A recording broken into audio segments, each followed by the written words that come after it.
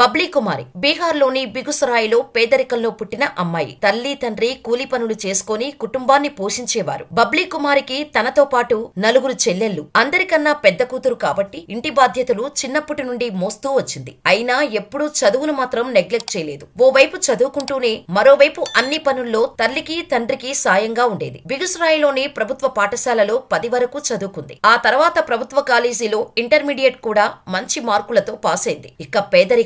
తన తరువాత నలుగురు చెల్లెళ్లు. తల్లి తండ్రి బాధ్యత.